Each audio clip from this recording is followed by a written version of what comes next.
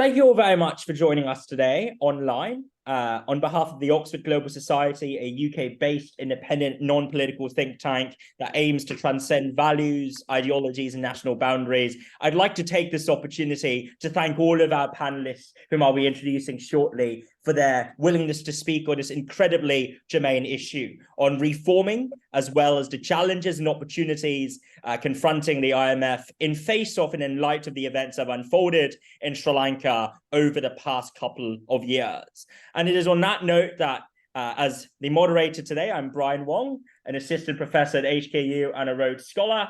And I would like to start off by introducing our guest speakers, really, starting with the governor of the Central Bank of Sri Lanka, Dr. Nandalal Weerasinghe, who's very kindly agreed to speak with us imminently before he is due to meet a very important person in Sri Lanka.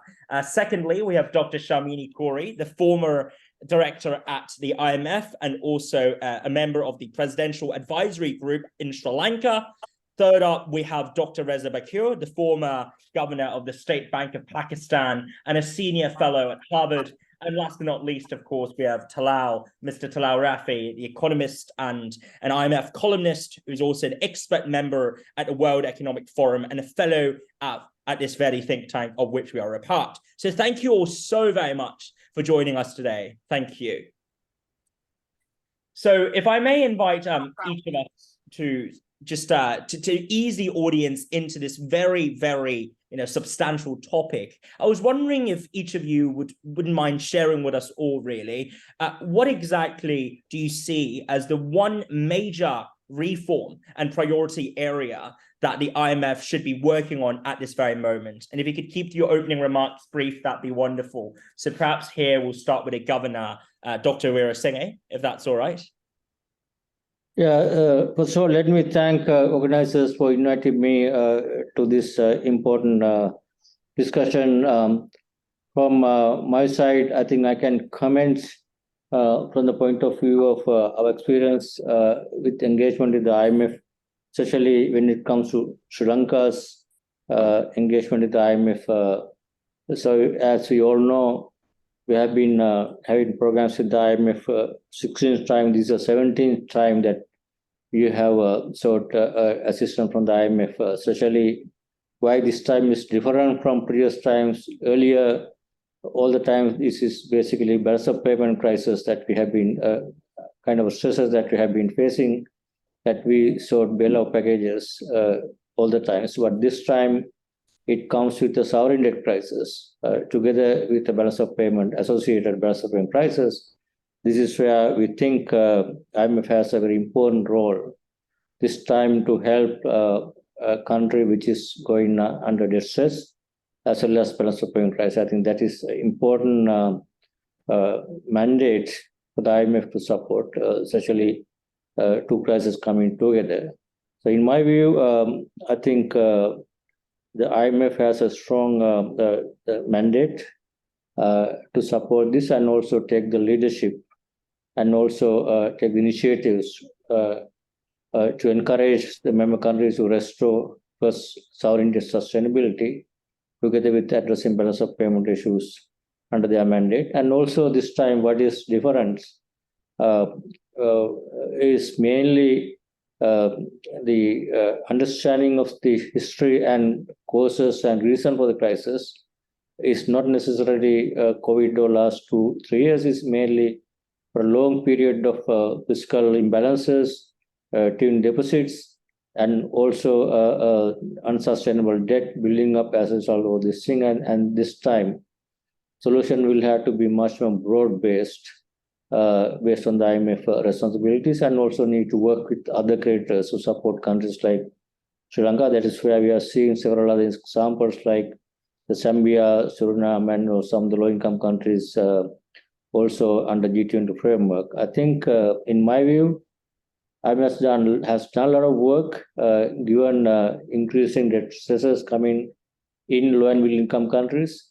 And in our think, obviously, the new work that IMF has been doing in terms of the middle income country, the sustainability new analysis, and also the framework with the G20 and the IMF working together, and also Global Sovereign Debt Roundtable initiative that IMF is also leading with G20 presidency with India.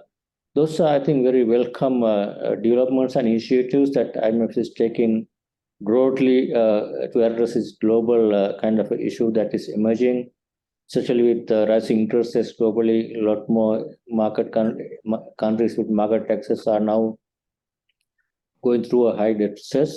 And this is where I think Sri Lanka, when you look at the Sri Lanka situation, I think Sri Lanka is kind of a case study that is all kind of a new game here, and how to deal with different creditors, new creditors emerging, and a traditional Paris Club-led process is also there, and also like market access, commercial creditors having huge exposure of Sri Lanka. Those are different situations. I think this is where I think going forward, IMF needs to basically play a very important role in this kind of situations. And we would certainly welcome their lot of work, and we need that based on our experiences, IMF need to improve their frameworks and also the solutions, and need to be a little bit more pragmatic and flexibility. Looking at countries with situation, it's not like that straight jacket fitting every country. Need to look at the Euro countries' situations and need to come up with pragmatic solutions to deal with this kind of situation. That is what our experience. So, let me stop here, and happy to listen to others as well. Thank you very much, Governor. You touched upon a lot of incredibly important questions, such as the inclusion and collaboration with the Global South, the ability to foster a balancing of interests in the settling and resolution of imminent crises, as well as an understanding and appreciation of domestic political nuances. On that note, I'd like to bring in, if possible, Sharmini to address us all on this priority area that you'd identify in relation to the IMF. Thank you.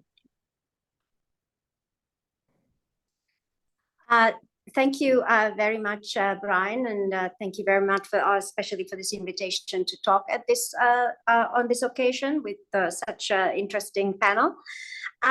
Let me just be brief to say that I do have the same thought as the governor. That I think if I had to identify one important area that the IMF needs to rethink, I think its role and adapt to a much more complex creditor environment, it's on sovereign debt restructuring, and particularly for middle income, but also for lower income countries. One of the things I think is that the process takes too long because the financing assurance and lending into arrears policy, it's a fairly complex subject. So if I can just flag something, and feel free to follow up later on. But basically, it's a complex creditor landscape, as the governor was saying, and the IMF policies need to adapt. In particular, while every single argument that for the existing policy or some small variation of it makes sense in a sort of a particular bureaucratic bubble, the fact of the matter is that the process takes way too long. It took Sri Lanka a year to get to the board, and the IMF needs to balance the debtor's needs. But I don't mean just giving money with low conditionality or anything like that. What I mean is the need to respond fast. The IMF, I'm still say we sometimes, but basically I was involved in the East Asia crisis. Just to give you an example, we were there in a matter of days. The programs went to the board in a 2 to 3 week horizon. Now it takes a year. I hate to think what an East Asia crisis would look like now, because it's subsequent to that crisis that all these debt sustainability complexities and analytical tools, which are good in their own rights, but they've been introduced, and we are forgetting the debtor and the needs of the debtor. For Sri Lanka, it was very acute the first several months, the governor well knows. So I think this is one area where I'd be happy to speak more on, but the IMF really needs to put the debtor at the center of this and kind of, not be afraid to use the policy tool it already has. I would say the board has a conflict of interest on this one because they both represent creditors and they're supposed to do what's good for the IMF membership, which includes the debtors. So this is an area where I think, there's a real need to put the needs of the debtor country first, so that the IMF can truly be what it is, which is a lender of last resort. So that's where I think, it's a complex field. We can come back to it, but that's where I would put my suggestions. Thank you. We certainly will come back to it. I may now invite Reza to address us. Thank you, Brian, for this invitation, and also my warm regards to Governor Nandalal. A pleasure to be with him here today, as well as with the other panelists.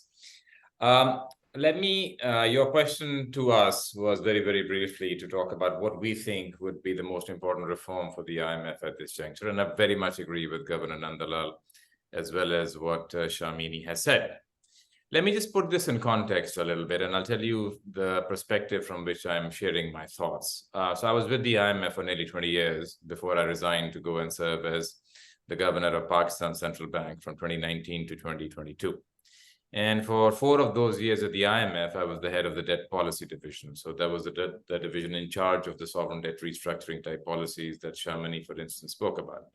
So I speak today from my experience in that capacity, and then my experience being on the other side of the table, representing Pakistan and negotiating and implementing a program. The first point that I want to make is that when COVID started, I think the IMF actually very well displayed its strengths of moving quickly when countries need liquidity. I was there. February 2020, COVID broke out. April 2020, the IMF have moved already to disburse $1.4 billion to Pakistan in the form of the RSI, the Rapid Support Instrument. And that was not just Pakistan. There were many, many other countries where the IMF used its tools very, very quickly to provide liquidity.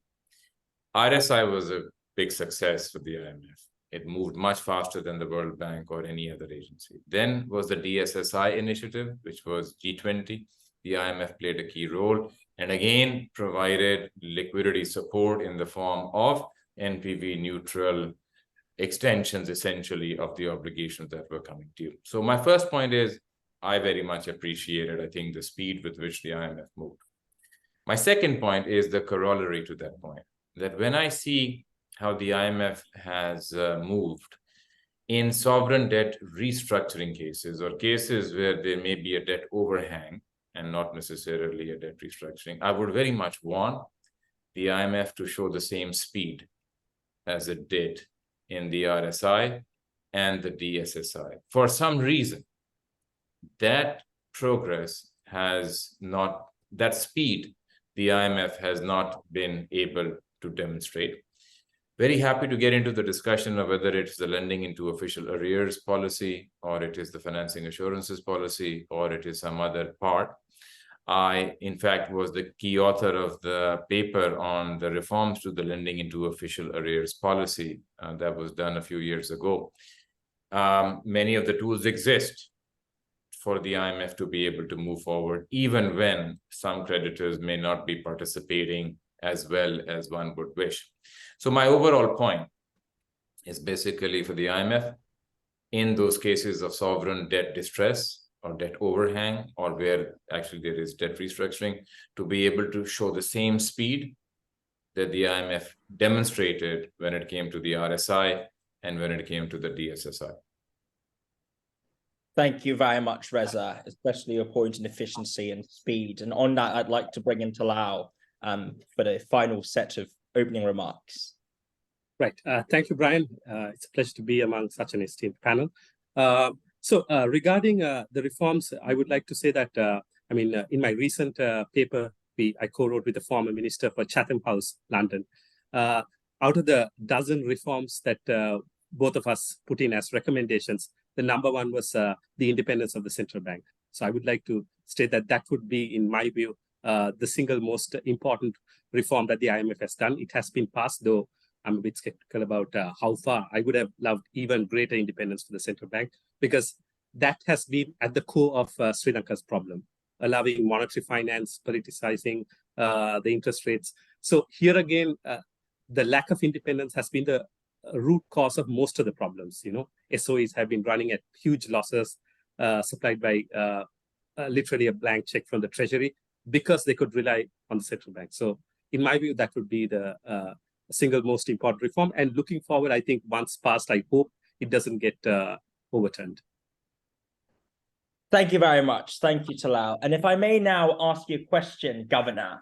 As of a little over 18 months ago, the 1.9 billion US dollars reserves in Sri Lanka were in no way sufficient for the country to repay its foreign debt obligations for 2022, with 4 billion USD in total to be repaid.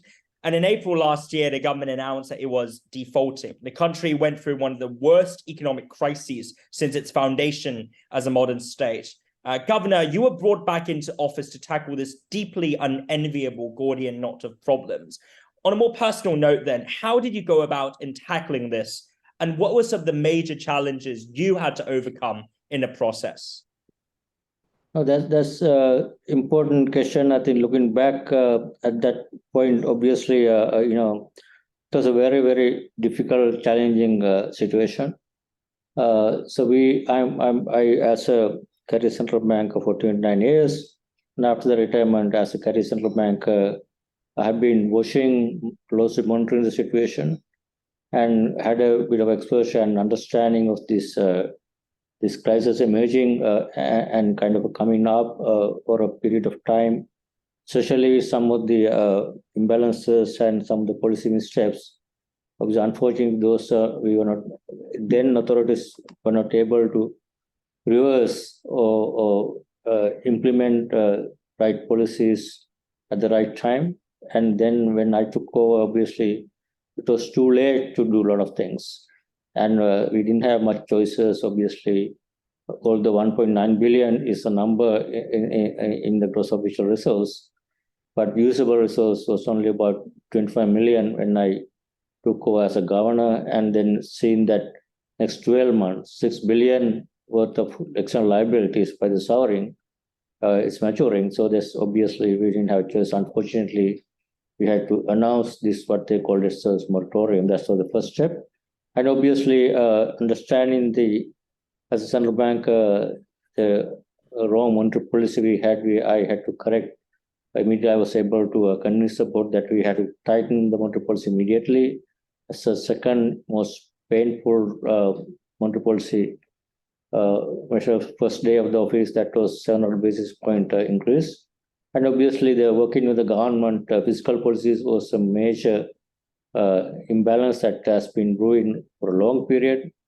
And the getting Minister of Finance on board and for overall macro adjustment program, as well as the seeking bailout package, commencing the restructuring process. But in the meantime, the domestic, local social unrest and political instability has always been already come to a point that we didn't have any sustainable solutions, both social and politically. Those are the difficult situations.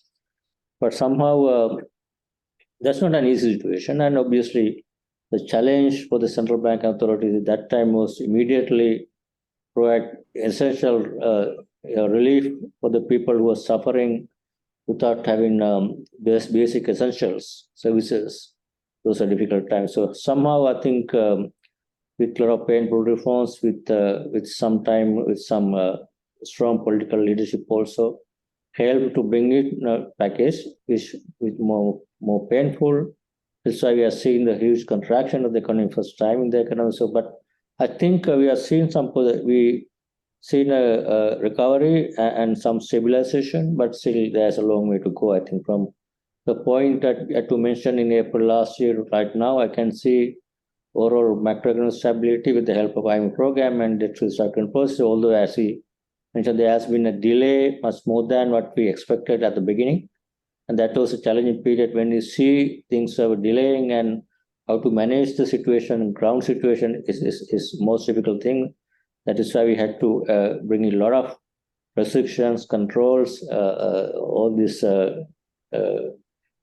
kind of a demand management policies that has an impact on both poverty and in terms of people's incomes, living standards, all things were. But I think we have some positive outcomes. I think hopefully we can continue that process going forward for a longer period so that we can come back to at least, come to a normal situation going forward. Thank you very much, Governor. I would like to pick up on a point that Talal mentioned just then in his introductory remarks about the importance of a depoliticized and also politically neutral central bank governorship and governance at large. Now, your predecessor, who previously served as the central bank governor in a prior stint and then later on became a state minister of money and capital markets, he was widely seen as a figure who was not only in many ways, of course, experienced in his own right, but who also might have been, in some people's eyes, too close to power or too close to politics. Going forward, what do you think are the structural checks and balances required to improve the quality of governance, not just for your own tenure, but also to ensure that your eventual successor and their successors could be accountable to, as you are, to the people of Sri Lanka? But that's an important question. In fact, the central bank independence is I think, most important reform that we were able to implement. And this new central banking reforms were basically brought into as a bill back in the earlier IMF program in 2017-18. And bill had already been drafted. I was pretty much involved in the drafting and bringing that reform. But unfortunately, with the change of the government in 2019, they thought this would not be the right kind of reforms, and they wanted a kind of a central bank which was having certain weaknesses in terms of independence and governance issues.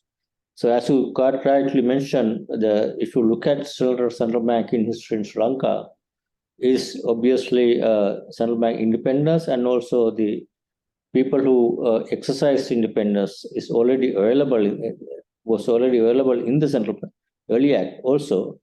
It was mainly the governance and the process of appointments. As you said, if you see the governing board or central banking board, people are appointed coming from some kind of political influence and without proper exposure, suitability, integrity, then obviously whatever the process that would create, leading into trouble. That's what we have seen in our experience. If someone can study, I think a lot of evidence. So this is where in the new act, in the law, there are strong provisions to prevent that kind of happening in terms of governance, accountability, independence. Is in terms of appointment of the people to the governing boards, monetary policy boards, and also the checks and balances, responsibility of both the legislature and the executive authority, and also the accountability and the fixed terms to ensure that once the boards are appointed, they have sufficient independence and cannot be influenced, both financial independence and the policy independence, and obviously more strong accountability provisions. You can't have only independence without proper accountability. As much stronger accountability provisions are there. I think that is why in the law we have strong provisions like any other independent central bank now we have. We hope that provisions will be properly appropriately used going forward, irrespective of the people who are holding the. In my view, law can provide a lot of things, but it's up to the individuals who would exercise and have the integrity, the suitability, and sufficient knowledge of the thing that's what the law has trying to ensure. But hopefully that will continue. I think I'm confident that existing current new law has sufficient the appropriate necessary provisions to ensure central bank independence going forward. I hope that will work going forward. Thank you, Governor. I'm conscious that you have to leave, but just very quickly before you do so, do you see a role for India and China in the recovery process as Sri Lanka emerges from the past few years of turmoil? Obviously, India and China both are very important partners, especially when it comes to the Weerasinghe. Both are, our bilateral creditors. China has a big exposure. India also has a significant exposure, and also India basically were very helpful at the time of emergency needs at some point in last April in terms of central bank swaps and other short-term liabilities, short-term facilities. So both are important partners. I think we need the support from both. I think now we can see one of the reasons why there has been some delay in providing financing assurances and also going forward, some of the understanding of the restructuring has also been this kind of geopolitical, maybe playing a role there. That's why I think IMF and OCC, Official Credit Coordination, and I know this G20 initiative, as I mentioned earlier, Global Sovereignty Roundtable, trying to bring in kind of a framework and open transfer and procedures and the framework to ensure countries like us, those who are basically having exposure to both the geopolitical powers, and how to move forward without having suffering for longer periods. That's a very important reform. I think in our case, we have been able to relatively short time compared to some other countries in the same situation. But I think still it has taken a longer time than what we expected. We hope that things will move, and with the support from both India and China going forward. Thank you very much, Governor. We know that and appreciate your time so much, given that you have an audience with the President in 5 minutes' time. So thank you very much, and really appreciate your presence here. Thank you. Thank you very much. I certainly apologize for that. I had to leave the very important discussion, very interesting. I'll certainly look forward to having engagement in the future. Thank you very much. Thank you, Governor. We now return to Reza, who also, as a former governor, I was wondering if you could perhaps comment on, given that we've spent a fair bit of time thinking about debt restructuring and the urgency of it. Let's perhaps apply that to the context of Pakistan, because having steered Pakistan's monetary policy through some of the most turbulent upheaval in recent history, I just wanted to ask you, what do you make of the successes and limitations of the IMF with regards to the not just the debt restructuring process in general, but also specifically the resolution of the crises on hand in Pakistan? Sure. Let me first divide my comments into areas, the pre-default stage and then the post-default stage. And I think when we talk about the IMF's role in sovereign debt restructuring, we do not spend enough time to actually talk about what the IMF's role is in prevention of a sovereign debt crisis. Okay, I wanted to take just a minute or two on that, because I think everybody would agree that it's far better to prevent a sovereign debt crisis than to have to deal with the sovereign default.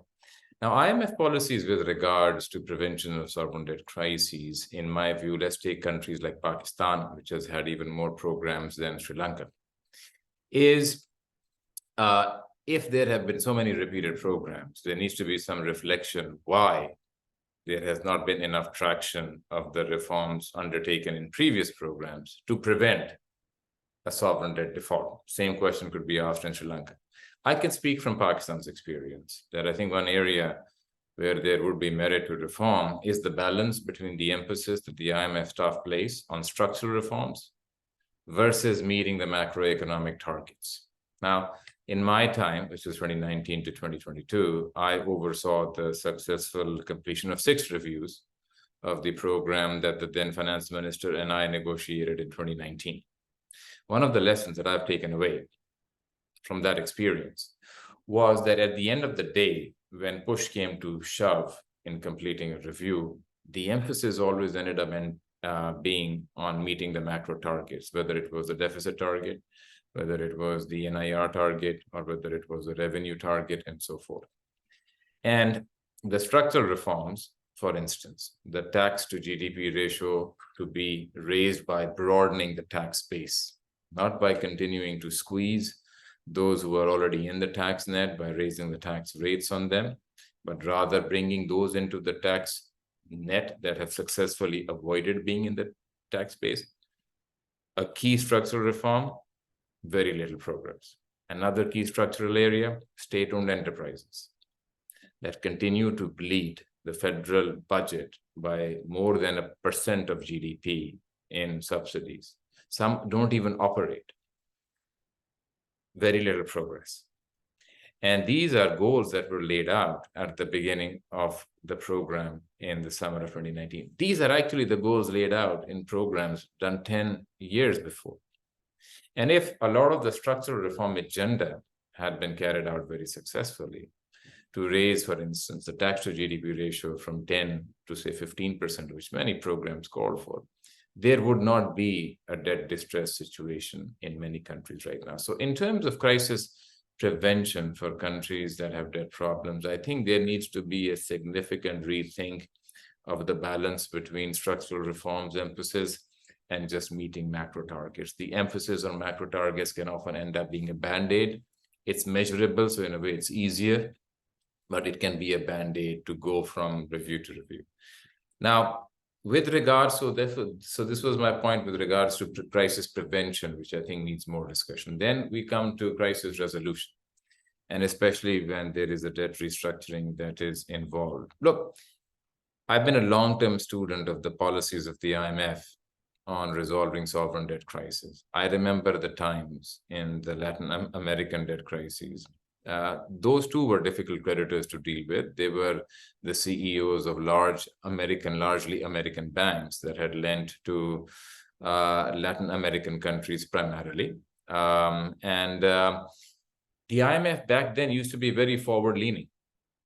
The IMF's managing director used to get the CEOs of those banks into his conference room, and he would figuratively put a gun to their head, to those of the CEOs, and say that if you do not participate in this financing program through rollovers or through maturity extensions, sometimes on a concessional basis, but essentially what we talk about financing assurances right now, if you do not participate in those, I, as the IMF managing director, am not putting a single dollar into this country.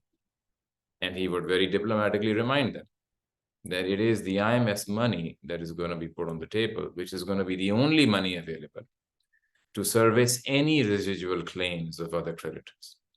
And when that message was conveyed plainly and diplomatically but bluntly, inevitably, everybody walked out of that room agreeing to providing the financing assurances that were needed. Let's take another example, Iraq. Iraq debt restructuring happened after the war. Then the creditors were Middle Eastern countries. The IMF's managing director had them come, the executive directors come to the office, got the assurances that were needed. And essentially these assurances are that these bilateral creditors stand behind the repayments that are going to come due to the IMF, so that the IMF can be paid in full and on time as the lender of last resort and as the most preferred creditor. Again, it was done in a very, very quick manner. So as a long-term, as a student of the history of the IMF in resolving debt crises when financing assurances are needed or the cooperation of creditors are needed, I think there are ways, even now, for the IMF to be more forward-leaning and get the assurances that are needed. And in fact, I would suggest, and having gone through this myself, financing assurances are needed not only for debt restructuring, but even for a completion of a review. They're always needed whenever there is IMF lending. We used to have a hard time, in my case, sometimes dealing with bilateral creditors because there's a big power imbalance between a distressed debtor and a creditor. So in my view, as the IMF used to do in the past, I think there is some merit to discuss the role that the IMF could play itself in getting the financing assurances as opposed to leaving it to the distressed debtor that suffers from a power imbalance to get the needed financing assurances. I think it's all the more relevant because at the end of the day, the financing assurances policy is about safeguards to the fund. It is about protecting the IMF's balance sheet. So I think it would be natural for the IMF to play a more active role in that, and in fact, take some of the burden off of the policymakers of the distressed debtor. Thank you, Reza. And I just want to turn to Sharmini here, because one point that was raised just in your comments, Reza, was the power asymmetry in a post-default process of really navigating and managing the implications of that said default. The power asymmetry is often rather worrying and concerning. And going back to something that you mentioned just then, Sharmini, about the importance of fixing and taking seriously, how restructuring of debt occurs, but also how the negotiations between different parties play out in that process. I was wondering if you could pick out perhaps specific moments or parts of the ongoing, process in Sri Lanka that the IMF could have done differently, and what that tells us with regards to, the navigation of the complex power dynamics here, both between the then ruling government, now out of office, and the people, but also between Sri Lanka and the other national parties and of course, creditors that are involved here. Thank you very much, Sharmini. Thank you, Brian. Yeah, listening to Reza speak, he could have been talking about Sri Lanka. In this sense, we have exactly the same problems. 17th program now. Taxes have always been weak. State-owned enterprises, they never got fixed through all this. So yes, it's our fault, Sri Lanka's fault. But the IMF should have been a lot tougher on structural reforms. Just let me put it out there, because I think this is really critical, and it keeps coming up even in this program, Brian. So, I can see them now going all soft, okay, on structural, not on the macro, on the structural. So let me, on your point, I would say there were times, for example, when we went into, we had the draft level agreement that happened in September. And basically, it was very hard to corral the debtors together. They were not talking to each other. We had China, we had India, we had, the Paris Club, and they weren't talking to each other. I think the IMF should have got them together, but no, they asked Sri Lanka to get them together. And there's, as Reza was saying, a huge power imbalance. We were writing letters begging the presidents and prime ministers of respective countries to provide the financing assurances. And my response was, where is the IMF? I mean, as Reza was saying, the management of the IMF was far more involved, even including in the Asia crisis. I mean, way more involved in getting the creditors to the table, right? So it wasn't till November, December that we even had a meeting, because, we're a little country, and we have no leverage. And I was quite upset that they seemed to think that this was Sri Lanka's fault.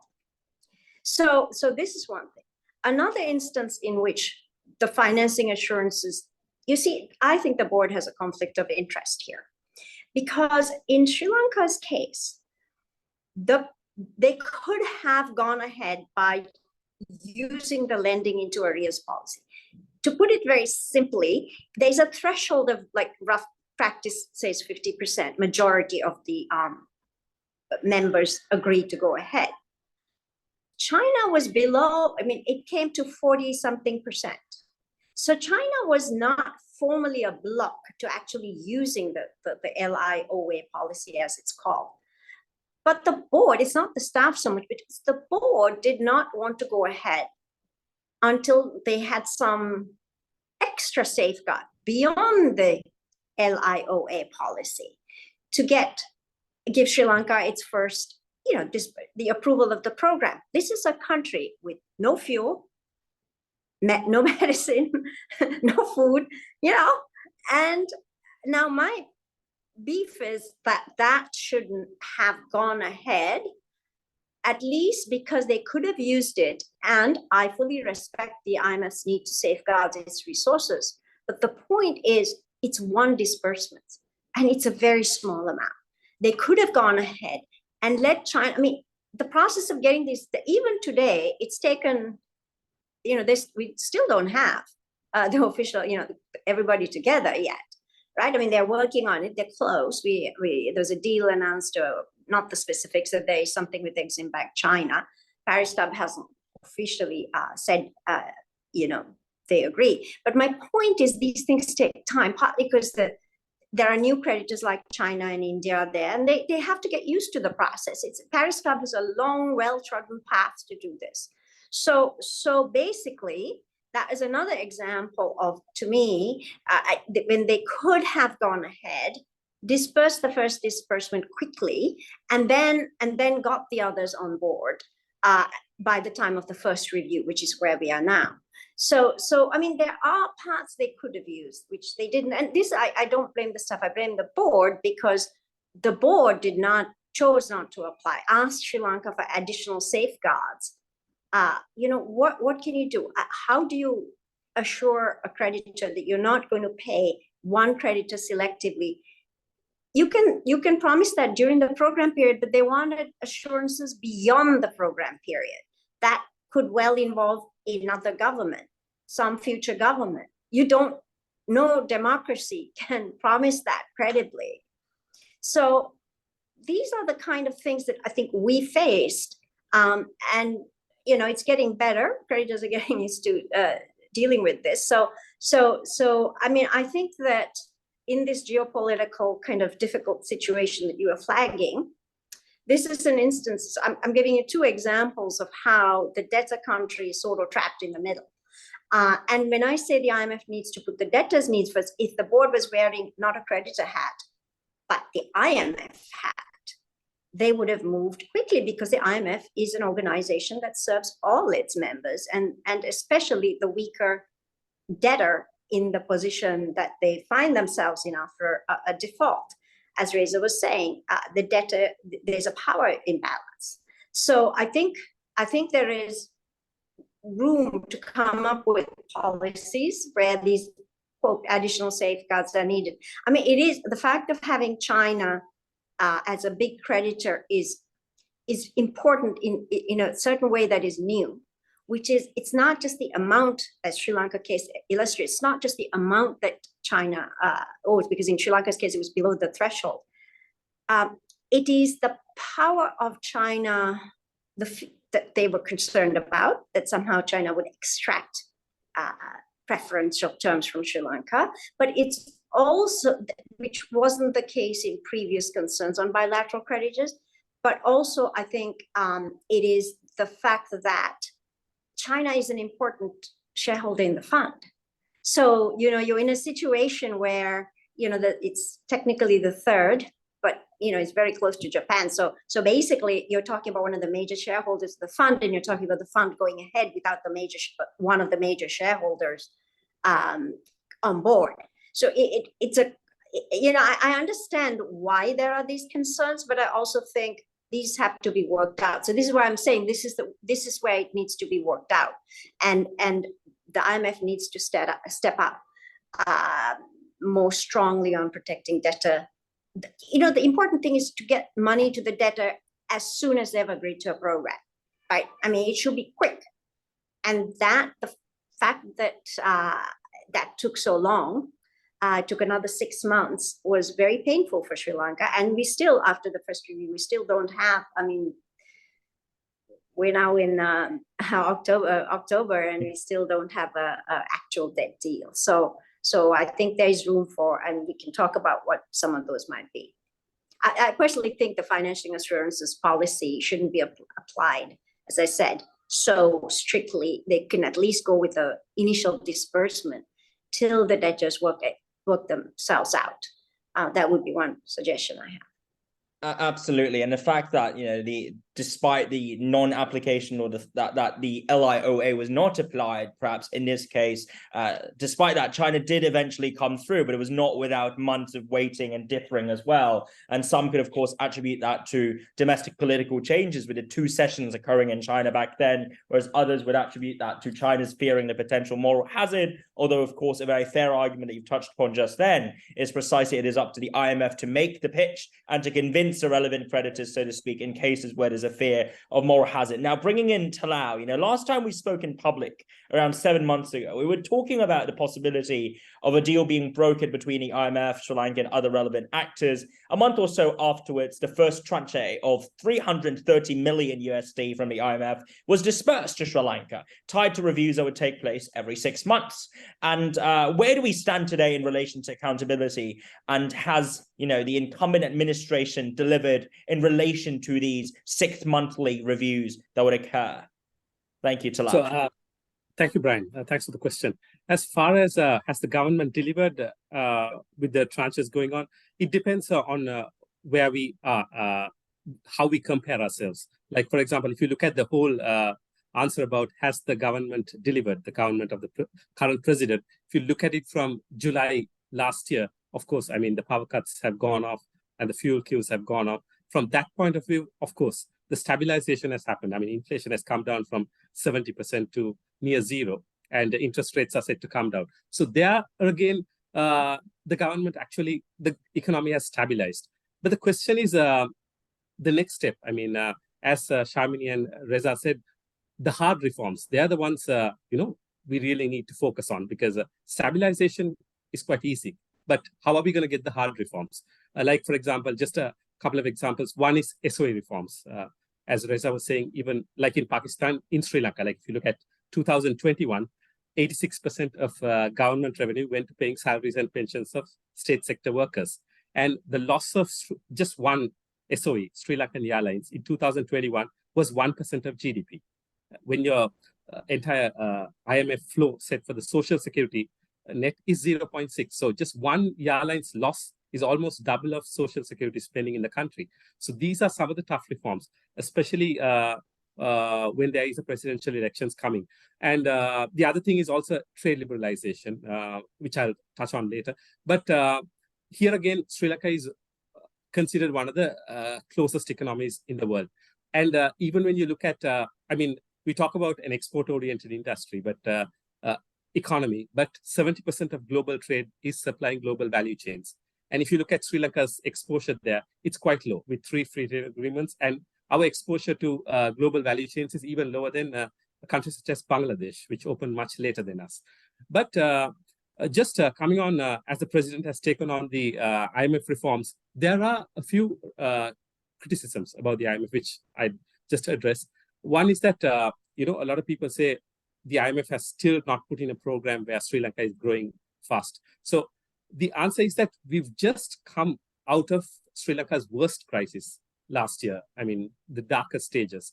So within a year, you can't, it's like a patient coming out of an ICU. You can't expect them to just come out and hit the road running. So there is time needed to sort of recover fully before you can go on to the next step. And the last point is that, to some of the critics about the IMF, is that Sri Lanka is an example of a country where there was no IMF. I mean, the last year in July, when we were going through very tough times with long power cuts and all that, there was no IMF. And it's like experts were asking the government as early as 2020 to go to the IMF when our debt was considered unsustainable. So the point here is that if we had gone earlier, we wouldn't even have such a deep crisis in the first place. Those are my thoughts. Thank you. This is very interesting. And just to bring in Reza here, because both Pakistan and Sri Lanka in many ways stand at the focal points and fault lines of great power competition. And I think this is a point that both Talal and also Sharmini touched upon just then in different ways, and highlighting the range of stakeholders and actors that are involved. Pakistan, in virtue of historical tensions with India, enduring partnership and relationship with China, but also very important ties with the USA, not just economically, but also in terms of intelligence and the military. And on the other hand, you've got Sri Lanka, which is that given that both Delhi and Beijing have clear skin in the game and a lot at stake in relation to the Indian Ocean, to what extent are these geopolitical tensions and factors to fault for the economic polycrises that have erupted across both economies? And to what extent can the IMF, per se, in your opinion, feasibly manage these geopolitical risks arising from great power or regional power contests? You're muted, unfortunately.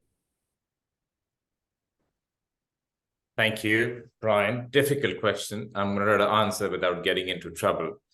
Let me make 3 points. First, you asked whether these geopolitical tensions are in part primarily responsible for the crises that many countries are experiencing. And I would go back to something that Sharmini said, which is that first and foremost, if a country has had a prolonged period of economic stress, it has to take ownership, first and foremost, of what it could have done differently. I have often believed that if all countries could actually address their own governance problems on their own, there would not be a need for an IMF. It's only a small minority of countries, member countries of the IMF, who borrow from the IMF. Most of the members of the IMF do not need IMF resources to get on with their daily business of economic and political decision making. So my first point is no, geopolitical tensions is not where we should be putting all the blame. In fact, it may be escapism. It may be not taking ownership. Countries like Pakistan need to have a conversation, and a conversation that is owned as to why they have repeatedly not been able to address their structural problems. In Pakistan, if we were to have this conversation, I would want in that conversation people who are key stakeholders, such as those who are not in the tax net right now, such as those who are benefiting from continued state-owned enterprise entities.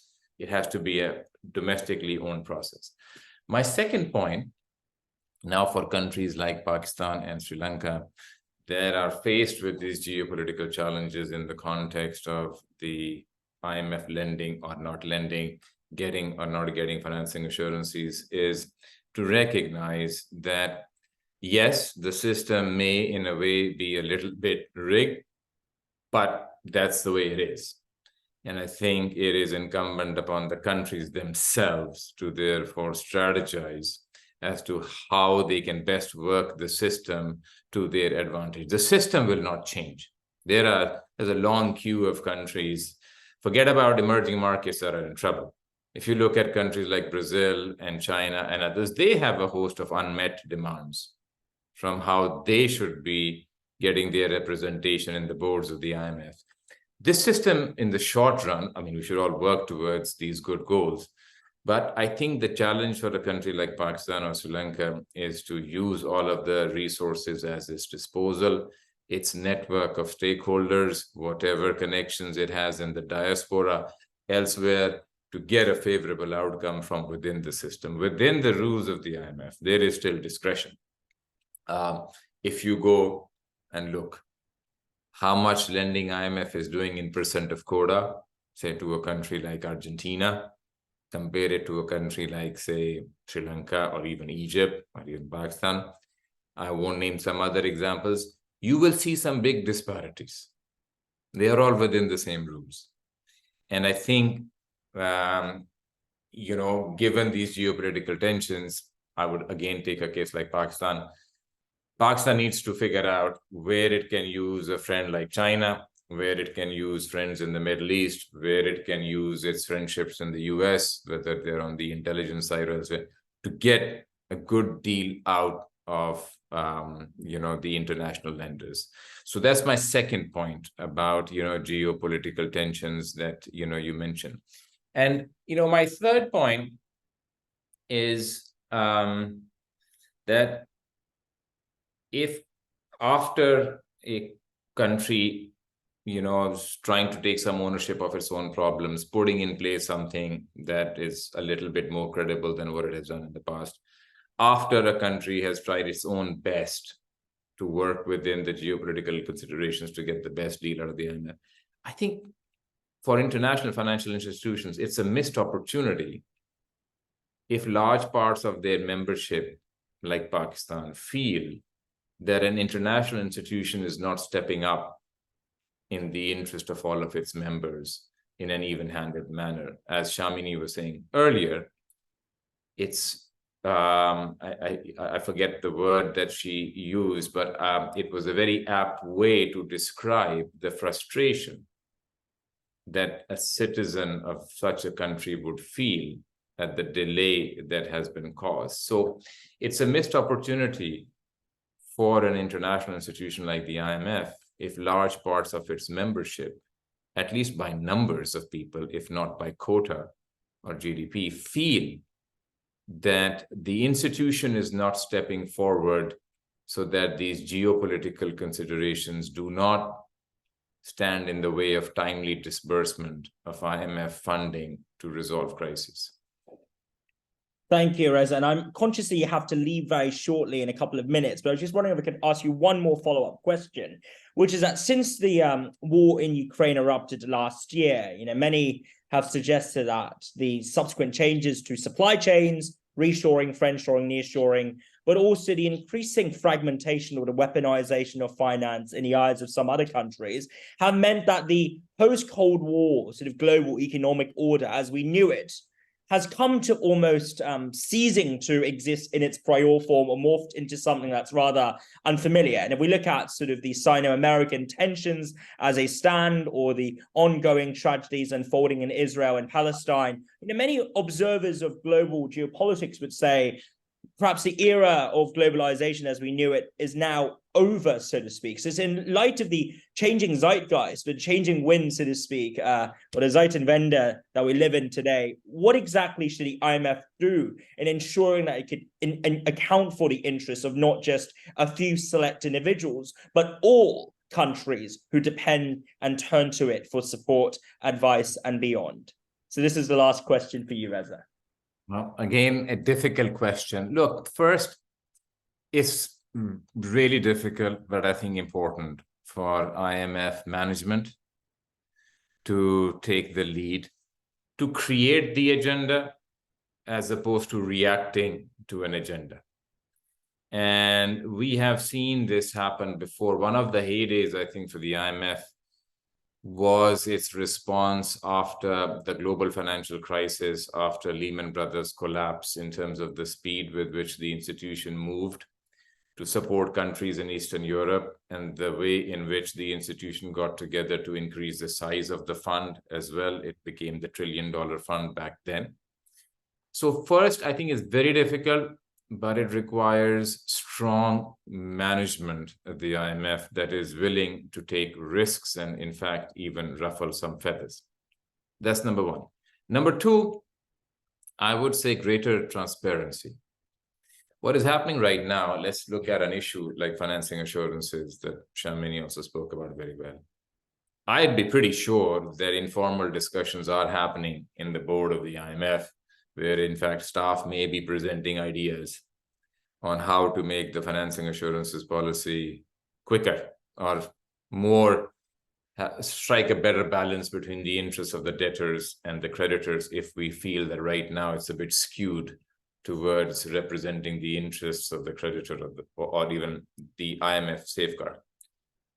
By transparency, I mean, let us have that published. Let us have greater sunlight around the fault lines in the board of the IMF. In broad terms, we don't need to single out countries. In broad terms, so that the rest of the world can have better reflection. And by that transparency, I think it'll put greater pressure on the IMF itself to rise further to the challenge and make sure that its member countries that potentially need to borrow from the IMF are protected from the geopolitical tensions. I, for one, as a student of sovereign debt, would want to know what is the proposal that staff took. And then I would want to know what were the diversity of views of executive directors around the table. I think it'll contribute to debate. And I think if the IMF is missing in action, it will bring greater attention to it and will help to produce greater action than on the part of the IMF. Thank you very much for having me part of this discussion. And I apologize that I have to leave slightly earlier, but I have to, there is another meeting that I need to get into. Thank you very much, Reza, for your time. Really appreciate it. And now turn the time over to Talal, which is Sri Lanka was the first nation in South Asia to open its economy. India opened its economy 14 years later. So Sri Lanka in 1977, India in 1991. India's never gone to the IMF since 1991, but Sri Lanka has been to the IMF many times since 1977. Is there a reason for this? And what's gone wrong in Sri Lanka since 1977? Yeah, thank you, Brian. Speaking about that, I'll just give a blank answer and a straightforward answer, and then I'll go into the reasons. One thing is Sri Lanka, though it opened its economy in 1977, it wasn't done fully, and it was sort of like half-hearted, going back and forth. So that's one key thing. And if you just going into history, Sri Lanka was the first country in South Asia to open its economy, at least technically. And if you look at from the developing world, Chile and Sri Lanka were among the two earliest from the developing world. But when you look at just a comparison, Chile has 46 trade agreements as of now. But after half a century, Sri Lanka still stands at 3 free trade agreements. So here again, the thing is like we say it's an open economy, but it's still one of the closest and most protected economies in the world. Now, I wouldn't say close, but most protected economies in the world. So here again, there's a bit of a contradiction when saying an open economy and an economy where, trade facilitation and trade liberalization isn't not up to standards, even by least developed country standards. And the other thing is, for example, though Sri Lanka, the second point is, though Sri Lanka liberalized its economy, we still see that they never sort of went into SOE reforms.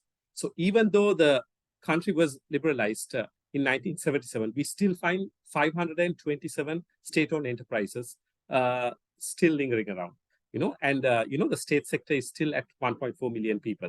So here again, you find many of the state-owned enterprises are also players in the are competing with the private sector in commercial industries like tourism, like hotel industry, retail. So here again, there's a bit of unfairness. And also the state has been interfering, constantly coming up with, price controls, setting prices in the market. So here again, the thing is that though we claim to have opened our economy the earliest in South Asia, it wasn't done in a proper way. Some other areas are like labor reforms weren't changed. Labor reforms are, I think, done in the 1950s. So in 1977, they were not changed to suit the modern economy. So here again, we have one of the highest retrenchment costs. So before 1977, a previous government in 1970 nationalized a large amount of land. But after 77, the government never really gave up most of the land. 82% of land in Sri Lanka is still owned by the government. So here again, the government is a very large player in the economy. And another very interesting stat is that if you look at a country, in 1977, the non-tradable sector percentage of GDP in Sri Lanka was 56%. So after liberalizing its economy, you would expect that figure to come down. But unfortunately, it went the other way. So right now, 75% of Sri Lanka's GDP is in the non-tradable sectors. So it's just, even from 2009 to 2021, I think most of the GDP, the growth 70% came from non-tradable sectors. And this is one of the prime reasons for us being unable to service our debt. And a large reason has been, the popular idea in Sri Lanka, at least after mid-2000s, on import substitution. So here again, one example before I finish off is that Argentina. Before the Second World War, Argentina was a very promising country. It was supposed to be quite developed and had a promising future. But after the Second World War, the idea, especially in not just Argentina, but largely in Latin America, was import substitution. They wanted to, cut off exports and have everything done locally, which meant that, the industries didn't want to innovate much. And the lack of innovation meant that they couldn't export much, and sort of cutting off from the international markets. Kind of explains Sri Lanka having 3 free trade agreements and having a sort of a protected economy, and why we are not exposed that much to global value chains. Thank you, Talal. You've pointed to a lot of structural economic issues at hand here. I'd like to bring in Sharmini here. So essentially, when thinking about, we've diagnosed a lot of the problems, the plethora of issues going on that have occurred and persisted for the past few decades. From your perspective, given your incredible experience, and your rich exposure to dealing with crisis, but also development as an academic concept, as a framework applied and put into practice, what do you think have been the biggest failures, in your opinion, of the Sri Lankan government and successive governments over the past couple of decades that have precipitated the crisis today? So it's not just about the IMF, but also, Sri Lankan political economy per se. What are your thoughts on that front? You're muted. Thank you. Yes.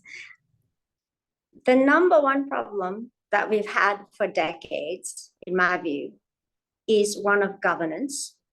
And let me be more specific, catering to a small elite, vested interest. Now, the composition of the elite has changed over time, okay? In the past, in the 50s and 60s, they were the landed classes. Then when the government nationalized the land, they sort of, went into the professions and a new class of people came up. But nevertheless, both sides, but particularly after land was nationalized, there was a group that captured the state.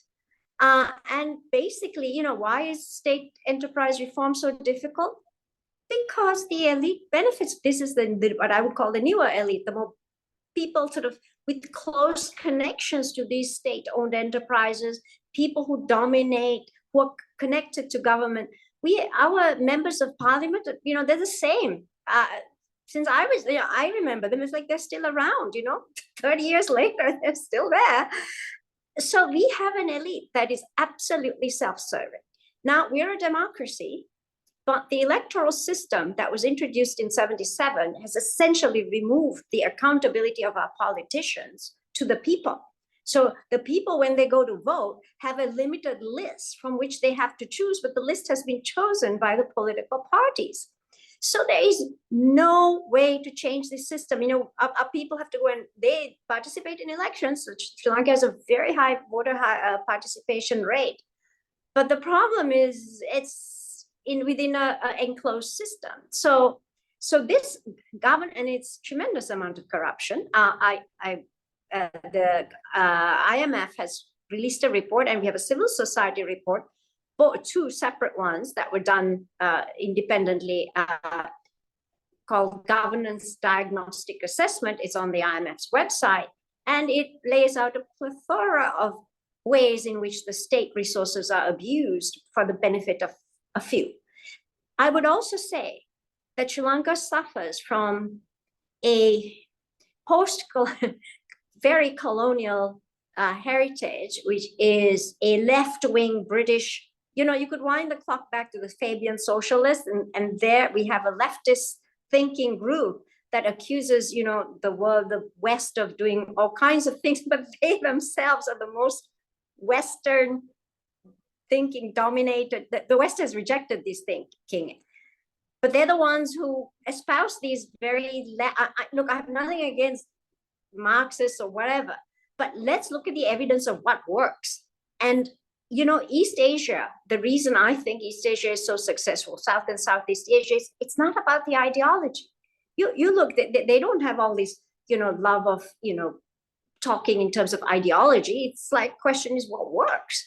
And if it doesn't work, they kind of, ditch it. I mean, China has done it, right? I mean, China opened up. It wasn't an ideological battle, or I don't know, whether it was or not, but the fact is they went after what worked. The combination of these two, to this day, you have people who will defend not privatizing the state-owned enterprises. It's not just the trade unions and other people who have direct livelihoods based on these massive employment, they've been used for political patronage, but there's also sort of an intellectual elite that elite that tries to sort of have it both ways, which is they argue that the state should be running things, and at the same time they complain that the state is corrupt. So it's just inconsistent. So Sri Lanka is sort of caught in this mix.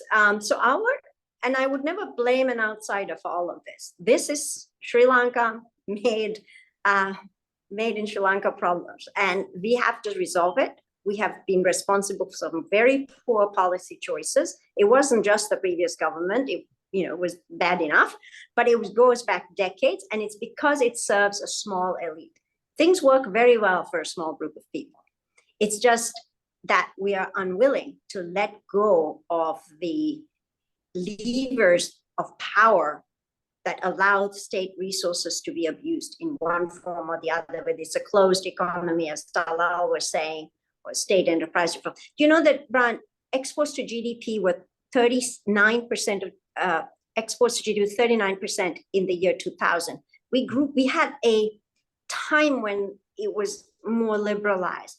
And after that, we followed a path. Now pre-pandemic, it had gone down to 17%, from 39 to 17%. You know why? Because we democratically, chose governments that went in for closed economy, government borrowing funded infrastructure projects full of corruption, and kind of maybe blame everybody else for it. But the fact of the matter is we chose this closed sort of government dominated growth path, which worked for a while. But guess what? The government has now ended up with a huge amount of debt, and now we are paying the price. So the big challenge in Sri Lanka is to open up this economy, open it to competition, and not have a private sector that has unique connections to the government, but have truly competitive markets, and not be afraid of liberalized trade, trade agreements and other things. So I think this is where our big challenge is, and we alone have to fix this. No outside party can fix it. We have to do it. The only thing I would say on the IMF, linking it back to our previous discussion, is I would like to see an IMF that is tough on structural reforms. And Reza made the same point. Thank you. I think, the points that you raised here are also things that are highlighted by some of the audience comments coming in from a certain Shantha Jayakody, who highlighted the need for good governance and zero tolerance for fraud and inefficiency and wastage as a prospective path forward for Sri Lanka. Now, a question that we have here, just very quickly, from another audience, Maritza Coorey, is, Sharmini, do you think Sri Lanka should lobby for mid-income countries to also be included in an expanded common framework on debt, or would that be too ambitious in terms of how the common framework ought to be applied? I'm not a fan of the common framework. You know why? And look at Zambia's experience and the others. It hasn't worked. And the reason is when you have a common platform, it moves as fast as the slowest member. So if one member holds that platform up, that's it. So I think while it does make some amount of creditor coordination better, think of the Paris Club. It is a kind of a common platform, but the Paris Club has worked with each other for years. They're very similar countries. They're kind of geopolitically all aligned. But when you get a common platform with other players like China or India or other, Middle East or whoever else in it, then it becomes a mess. I actually think that Sri Lanka has moved faster than Zambia, partly because we're able to create some competition between the creditors. And as Reza said, you got to be smart about this. So I'd rather not have a common platform, to be honest. I would rather lay principles with the debtor. And I think Sri Lanka has been very good about this. We published to the bilateral creditors, the president sort of wrote an open letter that basically said we are going to adhere to certain principles. We're going to have comparability of treatment that is an absolute non-violation, and we're going to be in line with the IMF's DSA, that's the debt sustainability analysis. And so that countries can't sort of drive wedges and try to separate us and kind of, have this intercreditor warfare. So the common platform doesn't solve intercreditor warfare. I think we have to create some healthy competition to see which one is the laggard and kind of, listen, the IMF can move without all the creditors. That's what this lending into arrears policy is about. And if there is a laggard creditor, the IMF can lend without that creditor, which essentially means that the country promises to run arrears in perpetuity to that creditor.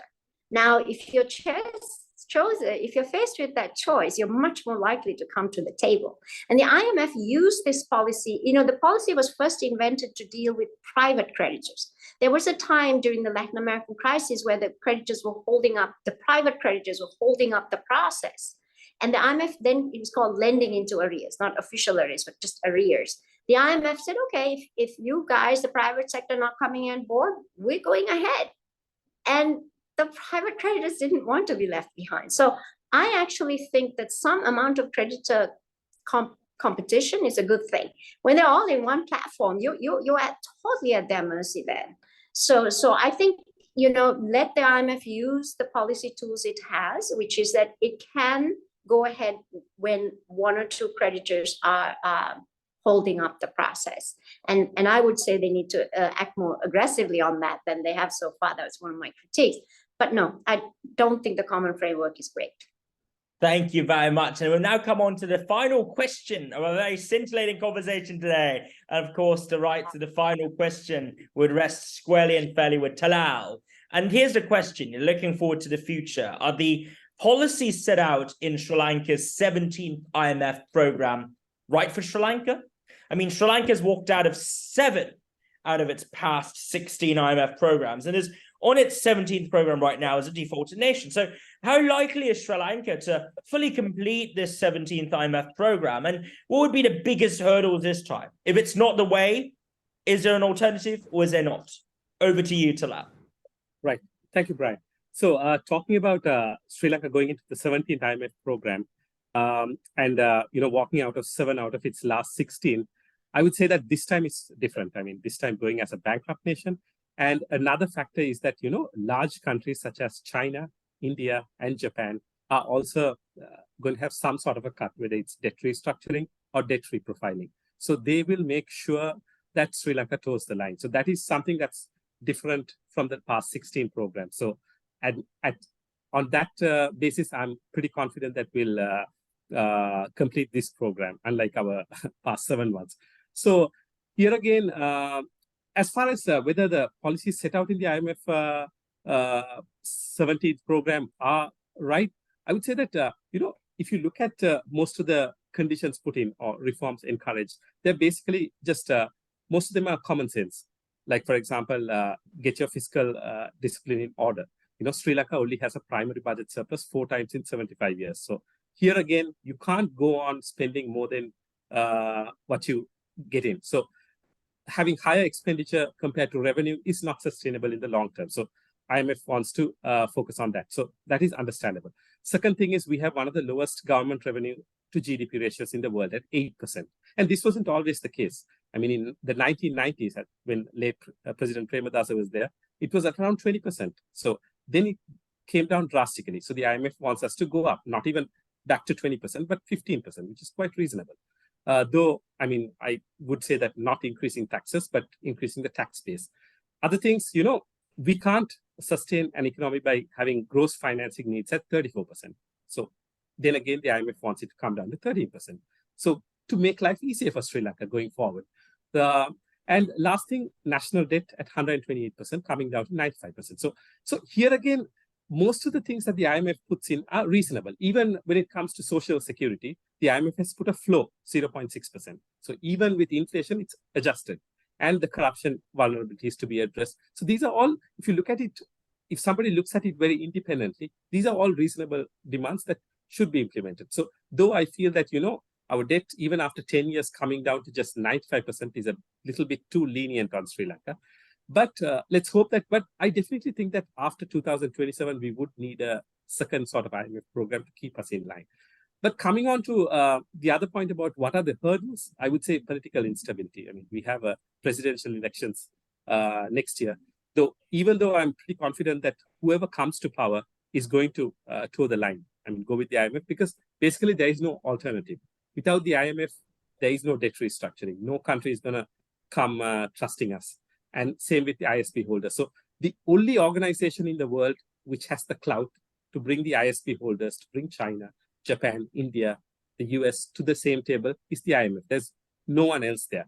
And I'm not sure about the figures, but we are, according to some estimates, could get around $14 billion in relief, though I'm not really sure about the exact amount, possibility. So even these things, people say that, we have borrowed $3 billion, but look at the kind of relief we are getting, even if it's adjusted to net present values. So here again, that is political stability is one thing, because the president with a presidential election next year, I mean, he's a politician after all, and, hard reforms and trying to win an election don't go hand in hand. That's one thing. The second thing is external debt restructuring. That is a bit of a hurdle, because that is something that's beyond Sri Lanka's hands. So we don't have control here. So we have to wait till others decide for us. So that's the second challenge. Third thing is, like I said, hard reforms. One thing is state-owned enterprises. Like Sharmini says, it's a tough thing to break up, because it's controlled by powerful entities, trade unions, others. So trying to sort that out during an election year is pretty tough. Trade liberalization, again, import substitution means that it created very powerful elite.